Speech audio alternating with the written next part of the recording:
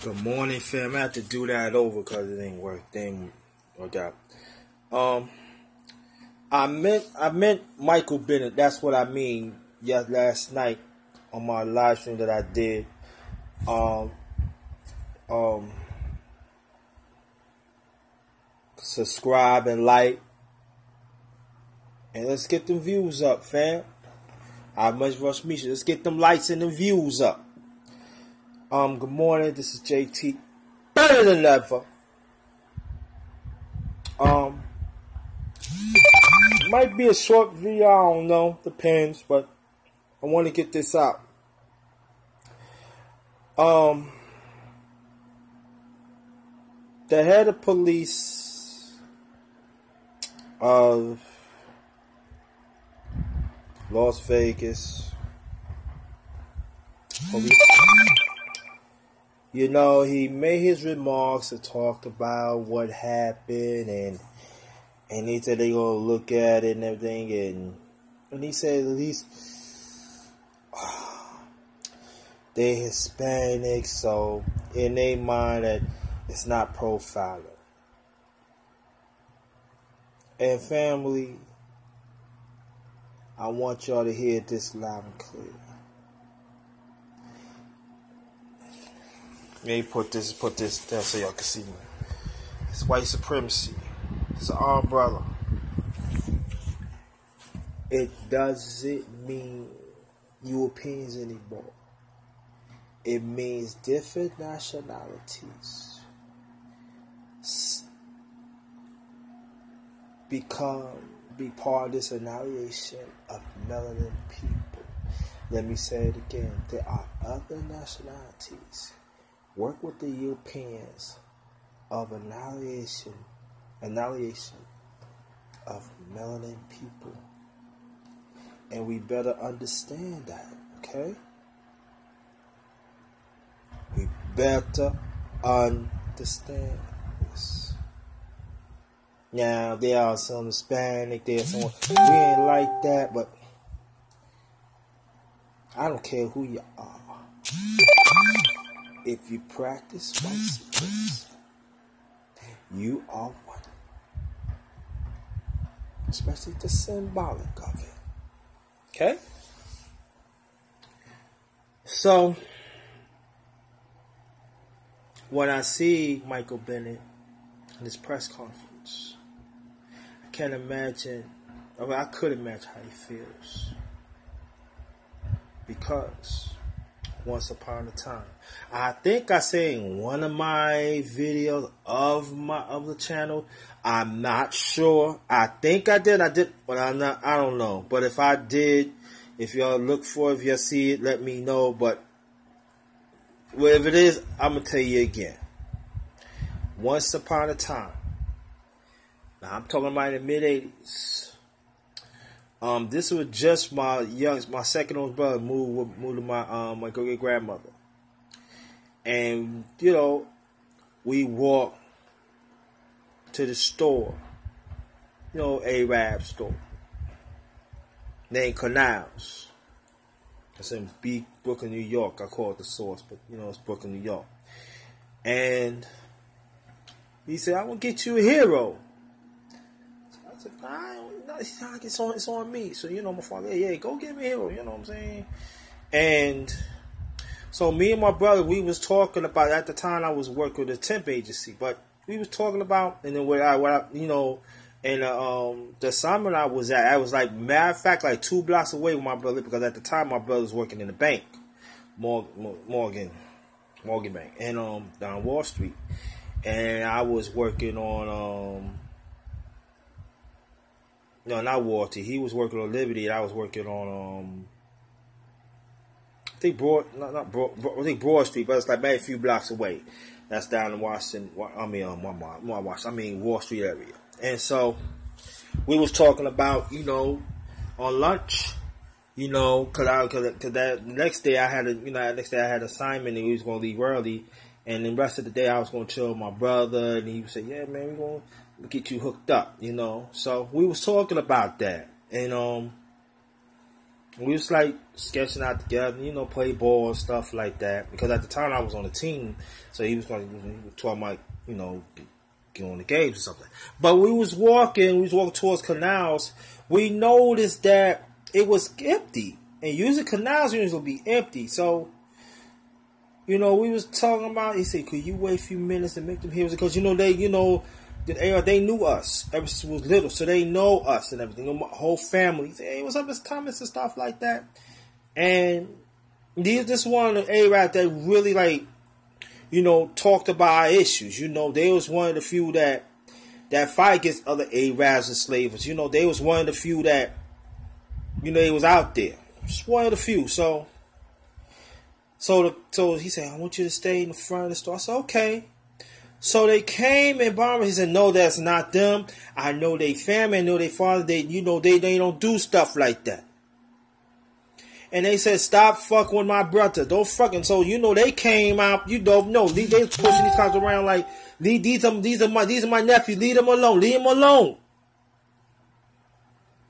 And what happened was they pulled us out the store because it was a robbery. A few minutes later, it was a robbery.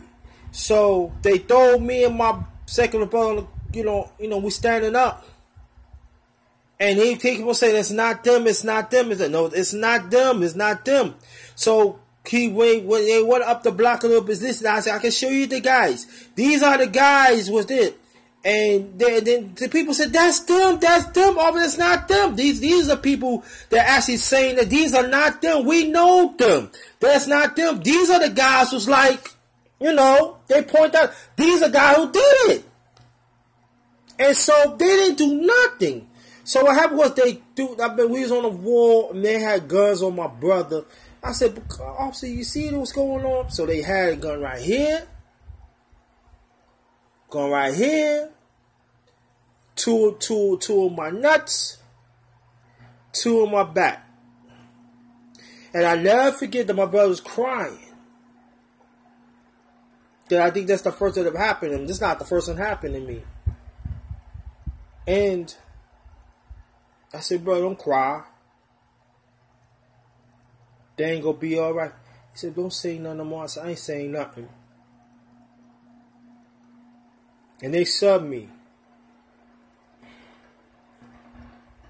And my brother wiped tears. And I never forget that. They came in and said, "We're gonna fix your sandwich, it's gonna be for free." He gave us all anything he could do. Nah. And I never forget that my brother, I said, "You go on," you know what I'm saying? Because, you know, when my great grandma lived at and when I used to live at, it's like, give and take 20-minute walk.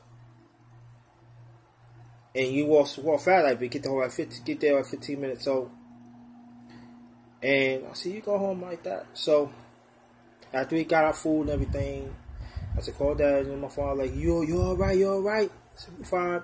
So I met my brother. He said, "I gotta walk you back." I ain't worried about that. You know, I ain't worried about the po-po.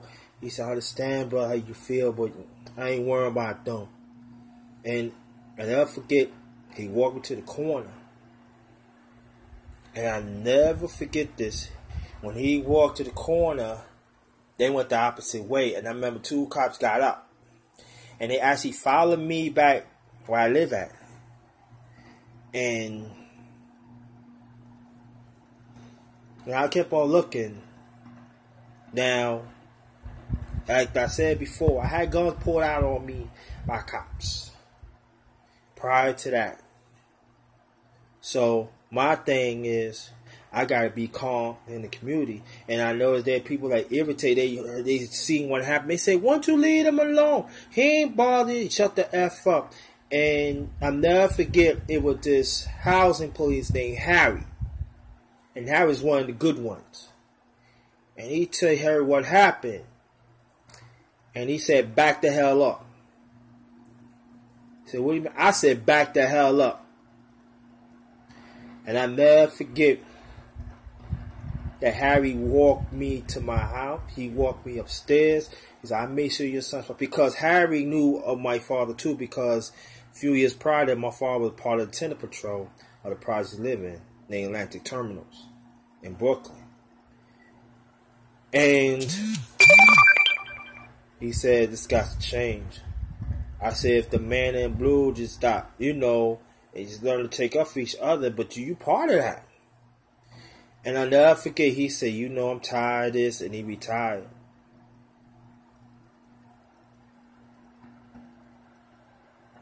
Just as Michael Bennett felt when he had guns pulled out, that's how me and my second oldest brother felt.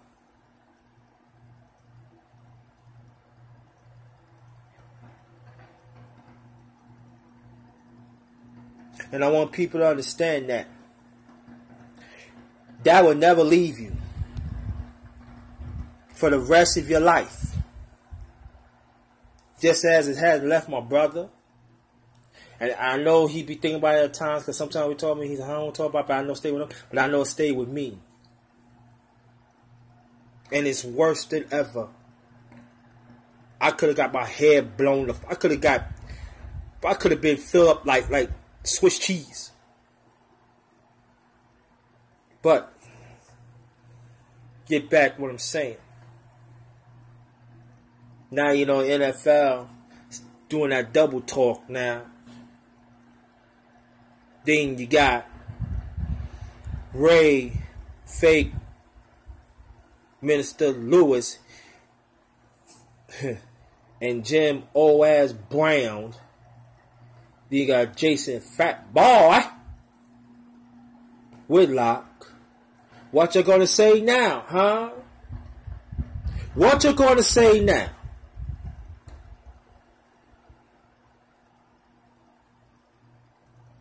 Y'all know what Colin Kaepernick stands for. See, Michael Bennett, my second oldest brother, and me, and countless others out there in this USA, we have to live with that.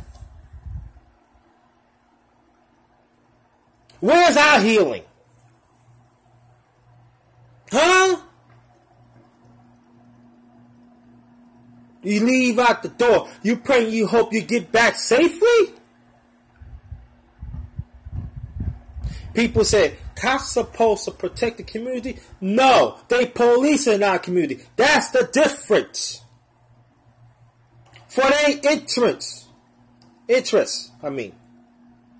When are we going to realize that, family? When are we going to realize this?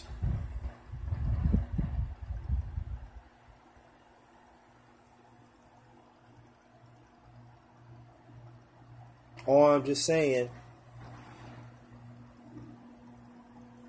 I pray for Michael Bennett.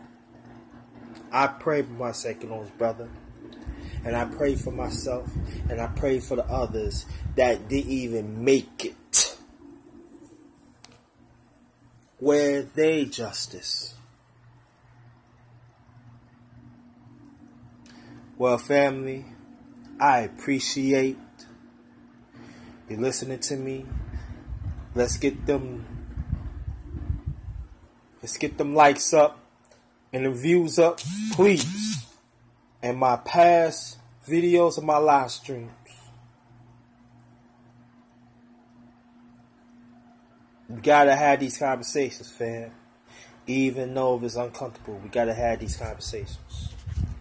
And hit the bell so you can first get the notifications of whatever I do first, a live stream or video. Know what that means.